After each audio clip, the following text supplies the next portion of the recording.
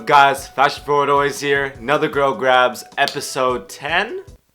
Follow me on Snapchat, Instagram, all my social media plugs down in the description below. I also put up my GRAILED page. I listed like a shit ton of new items, so you guys can check them out if any of them suit your needs. There's some Maison Margiela. First up is Our Legacy Indigo Flame sweatshirt in a size small. This is gonna be $60 shipping from Europe. This is honestly a very nice vintage looking sweatshirt because honestly I think it looks like a kind of like the tie-dye trend, even though the tie-dye trend kind of wore off.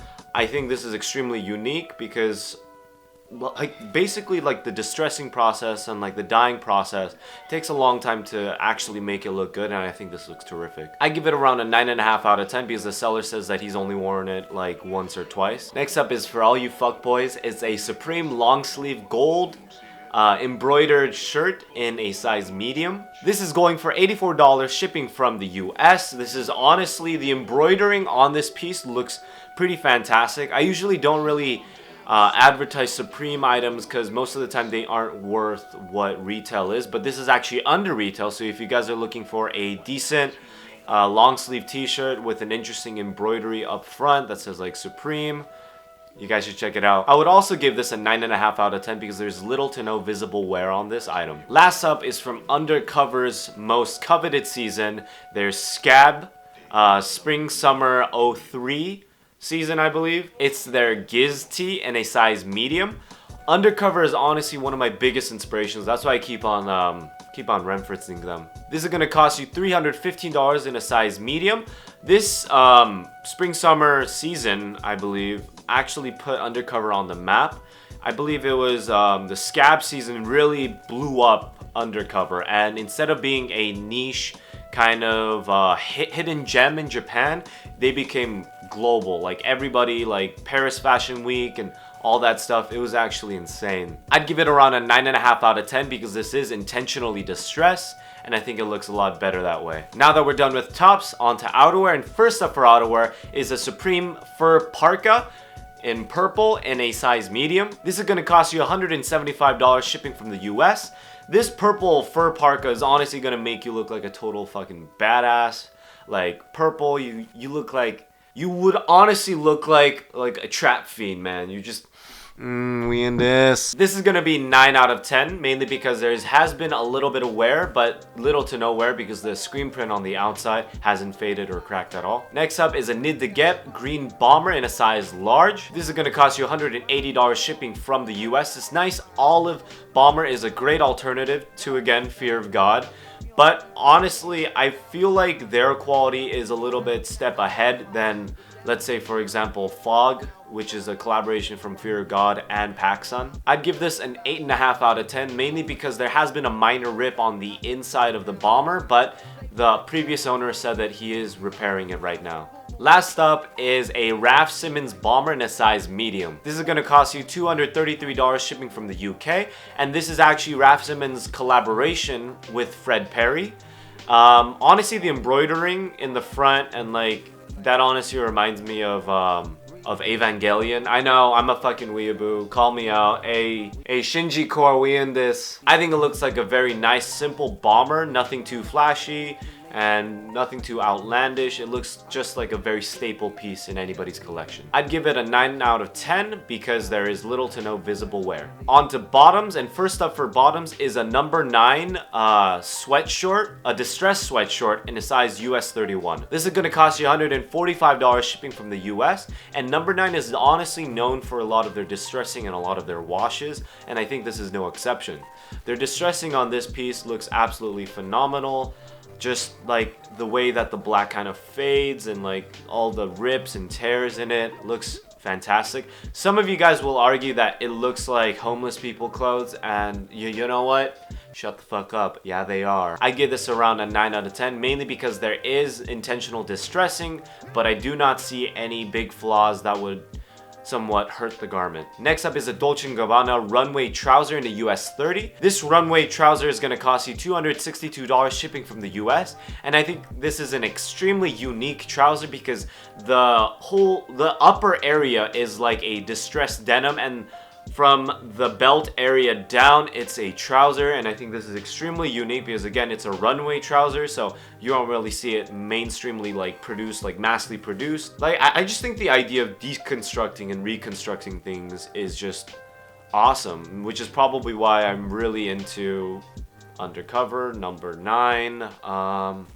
I'd say like Yoji mainline, and I kind of like what Off-White is doing with Midnight Studios. Last up is a Yves Saint Laurent wax denim in a US 36. This is going to cost you $327 shipping from the US. This is from Hidi Soman's last season, I believe, which was fall winter or spring summer 15. Yves Saint Laurent denim is honestly known for their fit and the quality of it. They're right up neck and neck against like Dior, and I would like to say some other big companies such as Rick Owens has extremely nice fits as well. I'd give this around an 8.5 to a 9 out of 10 because there has been minor wear but nothing too big. Bottoms are done. Now for shoes, and first up for shoes is a Vans Double Taps collaboration for their Skate High in a US 10. This olive Skate High is going to cost you $194 shipping from the US. I think this is an extremely fantastic redo or a redone of their previous collab from like years on back. I know that was going for like crazy prices. Now the prices have dropped completely. They also released a Chukka and I believe an era of this. You guys should definitely check it out. Why I opted for the Skate Highs because it has a nice suede tongue, and I believe that's just a lot more versatile for like a lot of modern day fits because everybody likes to stack. This is gonna be a 10 out of 10 dead stock condition. Next up is a Rick Owens Ramones in a US 9, and it's their OG Ramone. This is gonna cost you $355 shipping from Australia/New Zealand. This is honestly a super nice classic silhouette from Rick Owens. A lot of people are gonna say that it looks like just basic Converse, and no, it does not. It has a huge exaggerated like sole, it has a lot better materials, and it's just honestly, it's a lot more sophisticated than just plain old Converse. I'd give this an 8.5 out of 10, mainly because it has been worn a good amount, but for the age and how old it is, it's in relatively good condition. Last up is a Maison Margiela paint splatter in a US 6. This paint splatter is going to cost you a $261 shipping from the US. Honestly, I've been kind of slacking on featuring like Maison Margiela, mainly because there hasn't been a lot of steals lately. There's been a lot of shoes, but a lot of them are for resale. Like some people have purchased them on sale and then reposted them on GRAILED. This is a fairly nice looking pair of sneakers. Again, the paint splatter is super iconic, so you can wear this as like a focal piece in any outfit. I would give this a 9.5 out of 10 because there's little to no visible wear on the shoes. Last up are accessories, and first up for the accessories is a Supreme black lanyard. This black lanyard is going to cost you $39 shipping from the US. This is honestly a very nice basic lanyard. I have one from Represent that's in an olive, and it looks like it's exactly the same. Very tonal, nothing really stands out, so you kind of low-key you're fucking hype. Next up is a 40-ounce collaboration with Ben Schuh. You've seen this years back, but this is their blackout snapback. This is going to cost you $54 shipping from the US. Honestly, snapbacks and like Ben Schuh, sure, they have been going out of style, but I think this looks extremely dope since it's all blacked out and it's not that obnoxious like white on black snapback. I'd give this around an 8 out of 10. Mainly because this has been worn a little bit, but there's no big wear marks. Last up is a Bape gray backpack for $145 shipping from the US. I give this condition around a 7.5 to an 8 out of 10, mainly because it has been worn a bit, which you can tell from the Bape logo. This is a super minimal backpack, which I really enjoy. This honestly, if I didn't have my I Love Ugly Jansport collaboration, I'd immediately pick this up. It honestly looks super plain, but that plainness is like added to like a little uniqueness especially because there's small little different detailing such as like the zipper and like the leather Bape logo. I hope you guys enjoyed this week's iteration of GRAILED Grabs. If you did enjoy it, please leave a like. If you want more content like this, hit the like and subscribe button. I said like twice. I am not a professional. I try to release 2 videos every week, usually one on Sunday, 12 o'clock Pacific Standard Time, and one on a Wednesday or a Thursday, whichever one works better for my schedule since I am a full-time college student with 2 jobs. Help me! Yeah, thank you guys for watching. Check out my GRAILED listings, buy my shit. I'll see you guys next time. Peace.